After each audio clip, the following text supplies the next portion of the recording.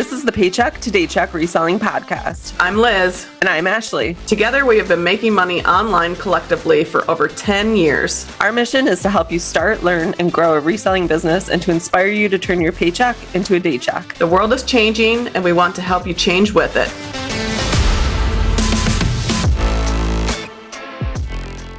All right, guys, welcome back to another episode of the Paycheck to Daycheck podcast. Today, we are going to be talking about reselling productivity tips.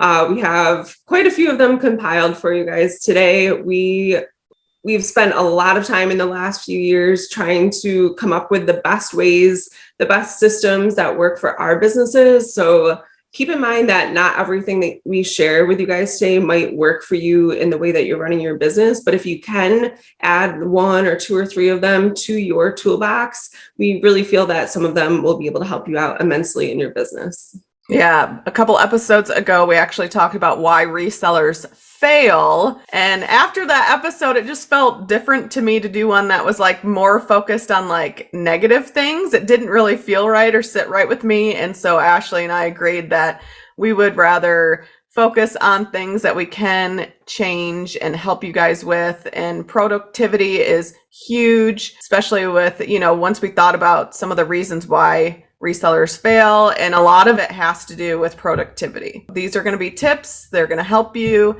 Like Ashley said, maybe they'll work for you, maybe they won't, but maybe they'll get you to think about things a little different. So let's start with productivity tip number one that we have. And this one I feel like is very important. I forget who told me this tip, but it definitely has changed how I approach the tasks that I do every single day. And that is do the one that you dread the most first. And for me, that would be listing. So instead of waiting until afternoon to list items, do it first thing in the day. That's the thing that I don't like to do. So if I do it right away, I already have it out of the way. I can cross it off my list. I don't have to dread doing it. It's kind of like for me with also like going to the gym. If I don't go to the gym right away, I'm going to think of a million excuses as to why I shouldn't go to the gym. So that's definitely a really good tip. So I was listening to this other podcast a couple of days back, actually, and they mentioned this method that they used in their own business, and it's called the Ivy Lee method. And I forget the gentleman that the woman mentioned that like created the method, but basically what it is, I'll tell you like how I've started using it in the last couple of days, and it seems to like actually be working pretty well. And it goes hand in hand with what you mentioned before, doing the task you dread the most first. So the night before, you write down the 6 most important tasks that you need to accomplish the next day in order of importance. And then the next day when you start, your work, you start with number 1 first, because obviously it's the most important or the hardest one or the one that you're dreading the most. And you only focus on that task and you don't deviate from that until it's completed. So what I've started doing is 6 for my business and then 6 personal, actually, which is like a little deviation from what the method actually is. It says 6 maximum, but I just have a lot that I need to get accomplished for both business and personal every day. So that's what I do. And it's really helped me stay on task and on track. And I really like ticking off the tasks in order as they get accomplished. So if you want more information, you can Google the Ivy Lee method, and I'm sure you'll come up with all kinds of good information on it in more detail. Yeah, so that could go into the next tip, which is having a to-do list, which mine is usually pretty long. We have this giant whiteboard on our wall. We went to Goodwill one day and it literally is like 8 by 4 feet. And Casey's like, oh, that's the one I want. And I'm like, I don't even know if we have a wall long enough for it. But we ended up buying it. It was a good deal too. It was like $22. Definitely was in an old classroom. And we turned it into a calendar. We used like that, the tape that is really thin and you can section things off. He has a part of the board, I have a part of the board, and then the middle is like a giant calendar. So that's where I can write like my to-do list. I can write it on the board. It's a visual. I can see it, but I also like writing to-do lists on a pad of paper. I'm really still old school in that way. I like writing things down. I like being able to cross them off, but having a to-do list, something that's a visual of things that you need to get done, that's really important. Yeah, absolutely. So something else that I heard a while back, a lot of people still go to that like visual, the whiteboard or the pad of paper, instead of putting their to-do list on their phone, because they become super distracted by checking their phone all the time to see, where they are in their list. So if you're one of those people that gets distracted by your phone very easily, try, separating your list off of your phone onto a different medium. For me, I do get distracted by my phone sometimes, but I have an iPhone and I use the Notes app. And then there's these little bubbles in the Notes app that you can put. It's like a bullet point, but as you finish the task, you like click the little bubble and it fills it in. It's rewarding. It's very satisfying. So that's what I use personally. But I do like having that visual also always in front of you. If I could find a whiteboard somewhere, I would definitely do that too. Yeah. So either one, as long as you have a to-do list, something where you have goals for the day, you know exactly what you need to do. Now, piggybacking on starting the day, I would say when you start your day, start it with something positive. Because if you have something positive to start your day, it can change your entire day. It could be something like listening to a motivational podcast, watching something on YouTube, or even telling yourself something positive. For me, Liz, you did a really good job editing that podcast interview yesterday or something like that. If you tell yourself something positive, it does change the aura about you, and it changes how you feel, and it motivates you, and it's all about positivity. So the more things that you can start the day off on a positive note, it definitely will make you more productive. Yeah, definitely. I am like huge on this. I have a lot of tips that go into like how you start your day actually. And I have this entire morning routine, but part of that morning routine is that I don't look at my phone first thing. I am trying to be less reactive to things and more proactive as I go about my day. So I find that if I look at my phone first thing and if I see like something negative or a negative comment or something like that, then I feel like it sets my entire day off in this reactive mode. And I don't want to be reacting to things all the time. I want to be going about my day in a way that's proactive and organized and not stressed out and not constantly reacting to other people and other things and what they are telling me that I need to do. All right. Another productivity tip we have is it's really important, especially with reselling, because you can have really long days. Maybe you wake up, you list your 5 items, you ship out items, you go sourcing, but it's really important to take breaks. And it's just a healthy thing to do. With our whiteboard, write down what time I'm going to take a lunch. And that's what time I'm going to stop what I'm doing. I'm going to turn off all social media. I'm going to turn off the computer. I'm going to take a break for myself. I'm going to probably pet my dogs, spend time with them because that makes me happy. And then it puts me in an even better mood. But really taking breaks, maybe that's a time where good for you if you can go to the gym in the afternoon or the evening. Just taking breaks and just having that mental chill, I guess, not having to have your wheels turning constantly. Like you just get that mental break. Yeah, definitely. I need that time also to like lower my cortisol a little bit and just kind of get out of my own head and what I was so focused on for, I mentioned in a previous episode that I kind of do these power hours for different tasks like listing or photographing. I find that I get so wrapped up in that, then I need to like go take a break outside, go for a little walk, go, check the mail or whatever it might be, just to kind of break it up a little bit. And then that gives me the clear-headedness to start the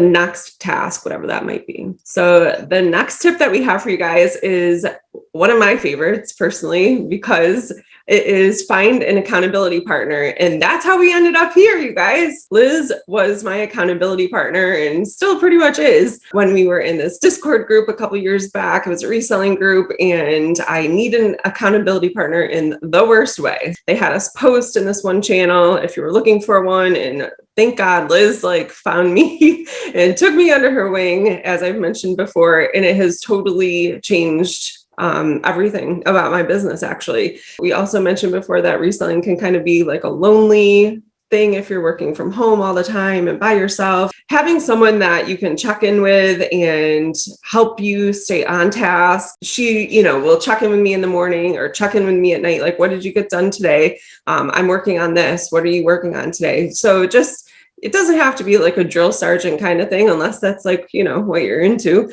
but find someone that you work well with and that you mesh well with, that you can help support and they can help support you.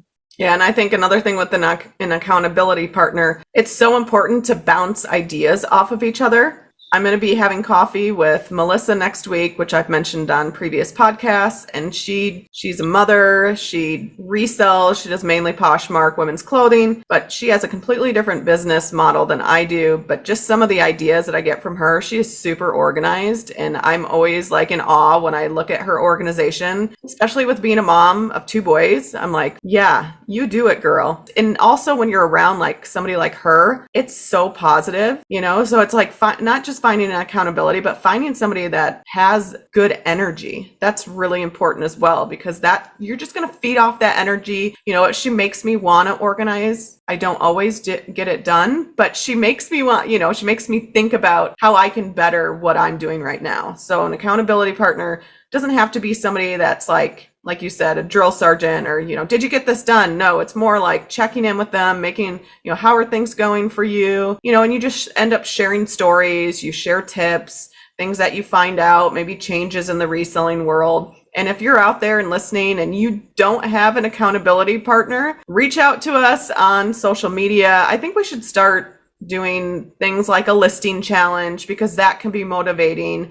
Just anything where you can communicate with other resellers, that's really going to help. Yeah, maybe we can put up an Instagram post where people that are looking for an accountability partner can post kind of like we did, and then they can kind of, find each other. I think that would be awesome if we could bring people together like that. Yeah, and we do have a private Facebook group called the Daycheckers. The link will be in the description below or the show notes if you're listening to the podcast. That could be a really good area too that we have in our Facebook group. It's a private Facebook group, so you're going to have to answer some questions before we let you in. It is private. However, I think that could be a good resource if you're listening and you need an accountability partner.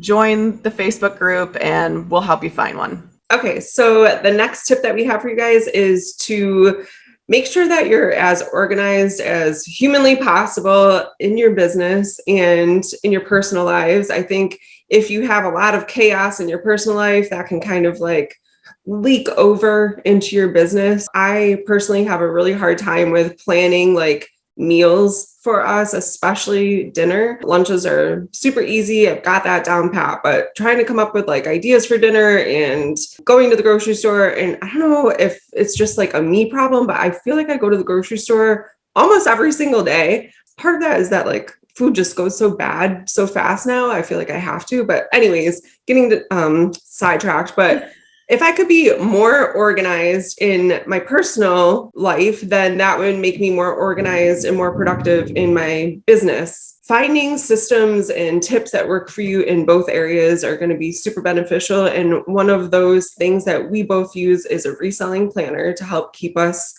on track. We've mentioned before, writing things down really helps, but having like a nice, neat planner where everything is kind of in one space also really helps. So you're not like looking at your one notebook and then you have a sticky note in a different place and then you have notes on your phone. So kind of having everything in one area is super beneficial as well. Staying organized at home, I think, is very, very important. Right now, we have a roommate named Danny, and he lives in our spare bedroom. Our house is only a 2-bedroom house, and I love it because it's very small. We're coming off the road from full-time RVing, so a small home to us, and we don't have children. It's perfect. However, with him being in our house, he takes up the spare room, and then he has a bunch of stuff in our outbuilding, which we do have a 1,200 square foot outbuilding. But really, once he is in the casita, because he's moving into a casita that's on the property, I feel like that's going to definitely help our organization.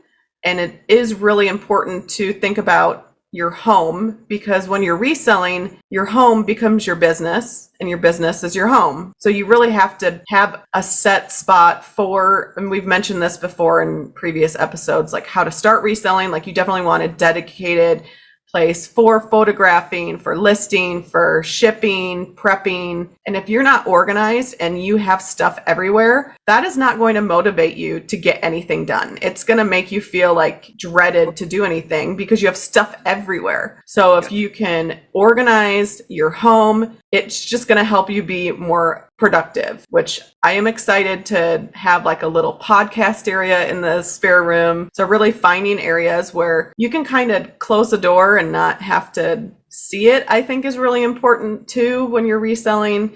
Don't have things like out in the open, even though you probably will. I mean, I know people that have boxes of stuff everywhere because that is the life of the reseller. And some people don't have the luxury. They might be in like a small apartment, or maybe they have a roommate themselves and they don't have space. But just try your best. If you're gonna have reselling stuff, try to have it organized, regardless if it's gonna be in a room and you can shut the door, or maybe on the dining room table like we do.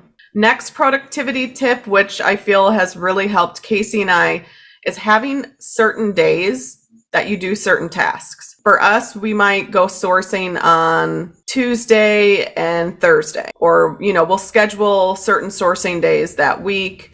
We'll definitely have days where we list.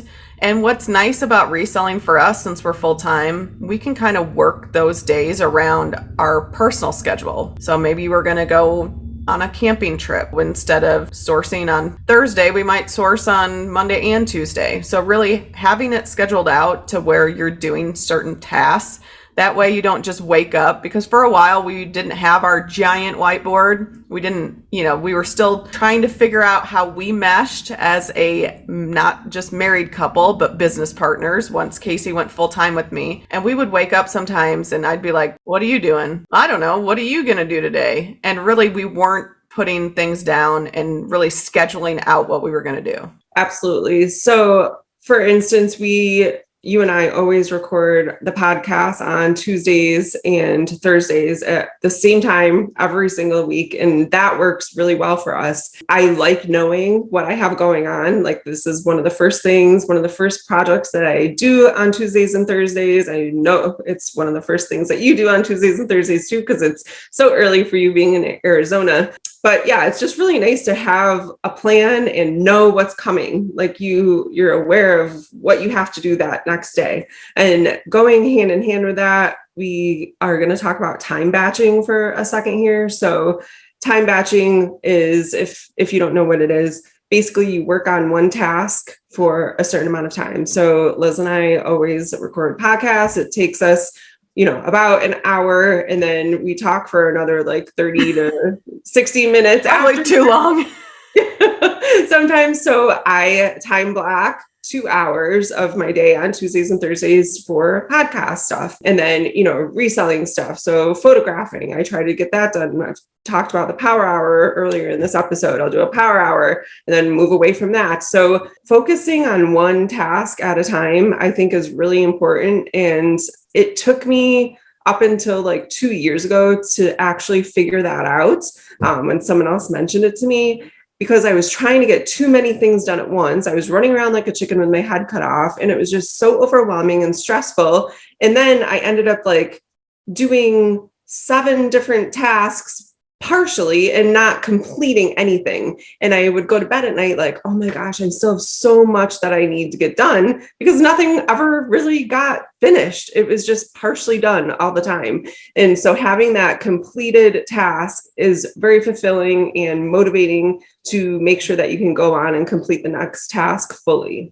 Time batching also helps you with clutter. So setting up your photo area, maybe, when I lived in my apartment a couple of years back, it was very small. It was like one huge room. Like there was nothing really separate. There was like a little kitchen section, a little bedroom section, like there was a separate bathroom, but like it was this huge lofty area. So everything, you could see everything from any point basically in that apartment.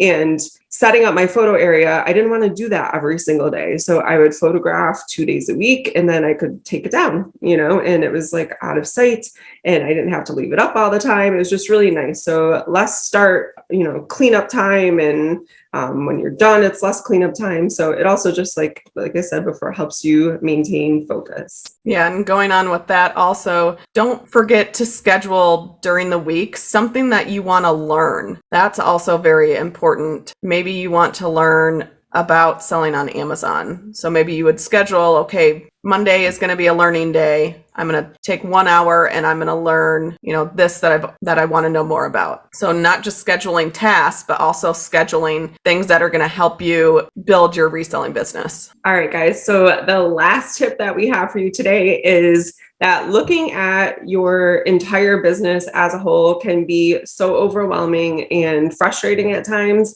Start with one thing. You don't have to tackle everything, especially if you are someone that's listening and thinking about starting a reselling business. It can seem like there's just so much that you need to do, but just start somewhere. Start with one thing that you can do right now, today, to move forward in your business. So it's just like cleaning a room. You can't clean the entire room all at one time. You have to start with one thing. So start with the windows, start in one corner, start by vacuuming, do one thing and then move on to the next task.